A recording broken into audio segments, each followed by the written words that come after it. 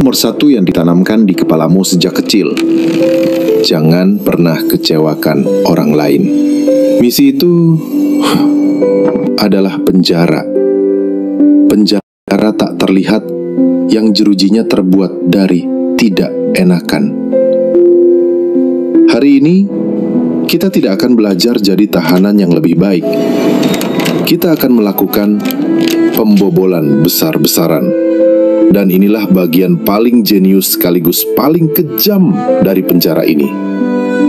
Kita membangunnya sendiri. Kamu harus berani mengecewakan permintaan kecil orang lain, agar kamu tidak terus-menerus mengecewakan kebutuhan besarmu sendiri, yaitu kebutuhan untuk istirahat dan kedamaian.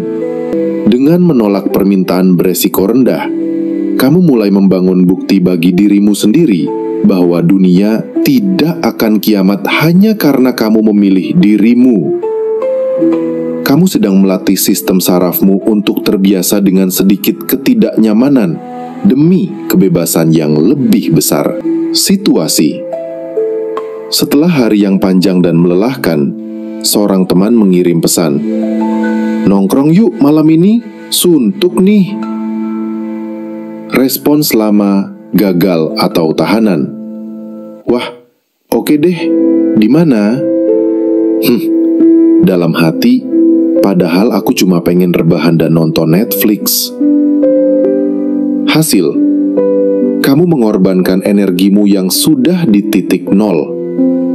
Kamu mengecewakan kebutuhan tubuh dan pikiranmu sendiri. Jeruji besimu semakin tebal. Respons baru berhasil atau kapten. "Makasih banyak udah ngajak bro. Tapi jujur, bateraiku udah bener-bener abis malam ini. Aku harus..." Hasil, kamu mungkin mengecewakan ekspektasi kecilnya untuk ditemani malam itu. Tapi, kamu baru saja menghormati kebutuhanmu sendiri. Kamu baru saja membengkokkan satu jeruji besi. Rasanya mungkin sedikit tidak nyaman, tapi kelegaan setelahnya tak ternilai.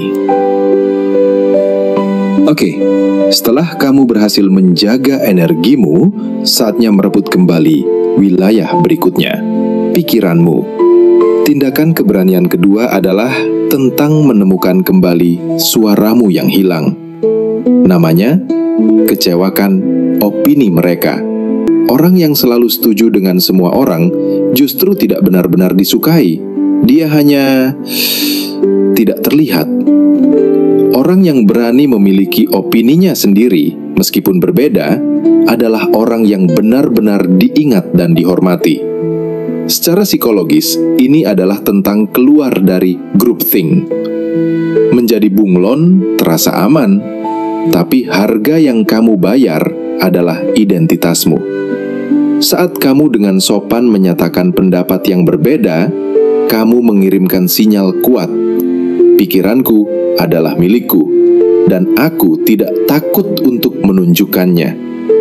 Kamu berhenti menjadi gema dan mulai menjadi suara. Mari kita lihat latihannya. Situasi. Kamu sedang dalam diskusi kelompok dan semua orang tampaknya setuju pada satu ide A yang menurutmu kurang efektif.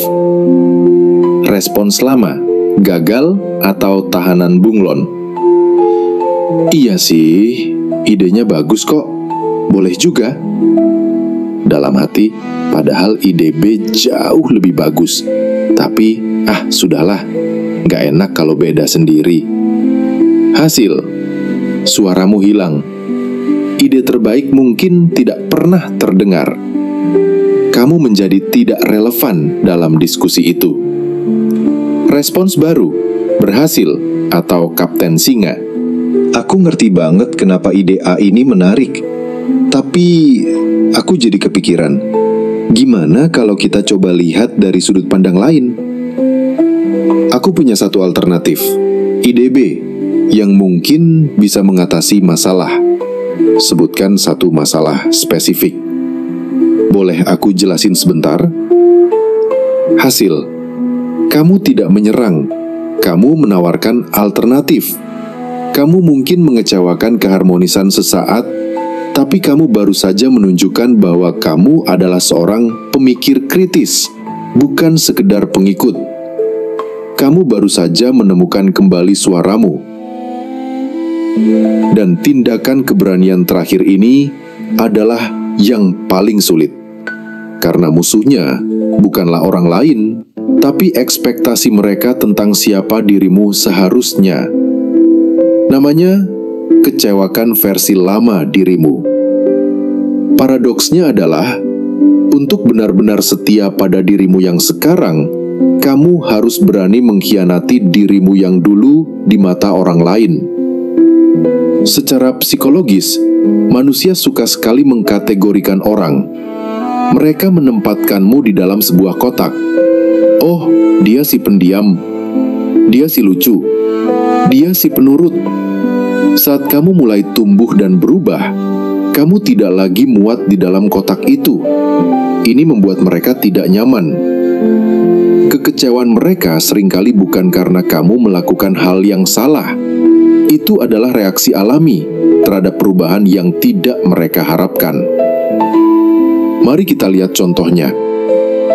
Situasi. Kamu selama ini dikenal sebagai si pendiam di lingkunganmu.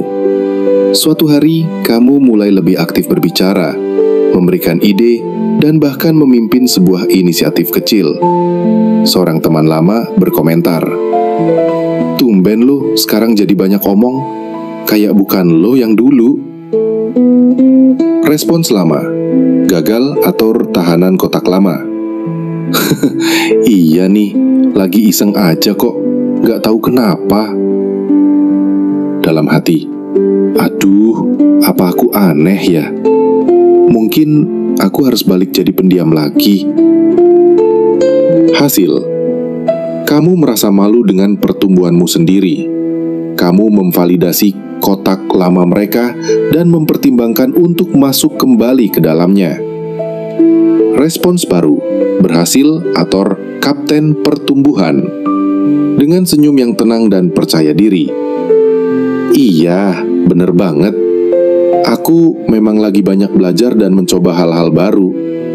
Versi diriku yang sekarang memang beda sama yang dulu. Hasil, kamu tidak defensif. Kamu memiliki perubahanmu. Kamu secara halus mengatakan, kotakmu sudah tidak muat lagi untukku, dan itu bukan masalahku. Kamu mungkin mengecewakan ekspektasi mereka tentang kamu yang dulu, tapi kamu baru saja memberikan izin pada dirimu sendiri untuk terus tumbuh, dan itu adalah kebebasan sejati. Oke. Seorang kahanan tidak bisa bebas hanya dengan teori. Dia harus berani mengambil langkah pertama. Jadi, ini misi mingguanmu. Sebuah eksperimen pembebasan mikro. Minggu ini, tugasmu adalah membengkokkan satu jeruji besi.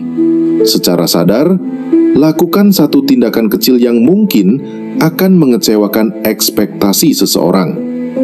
Mungkin menolak ajakan yang tidak kamu mau.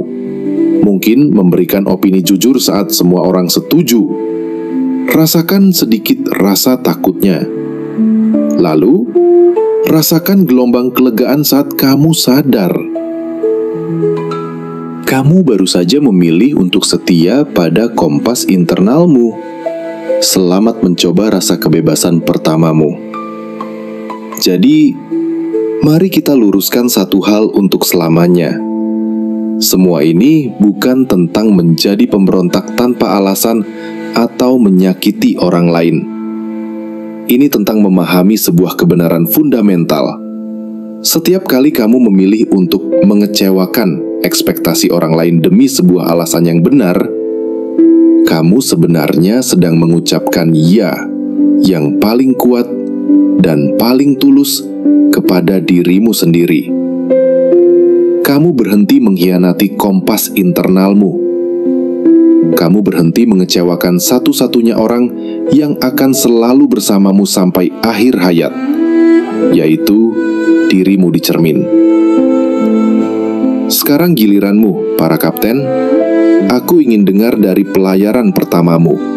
Setelah kamu menjalankan misi mingguan dan berani mengecewakan satu ekspektasi kecil, apa yang kamu rasakan? Tulis pengalamanmu di kolom komentar.